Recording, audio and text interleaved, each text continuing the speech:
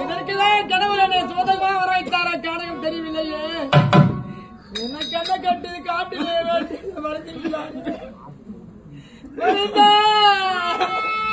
என் பாதமெல்லாம் வளைக்கின்றன.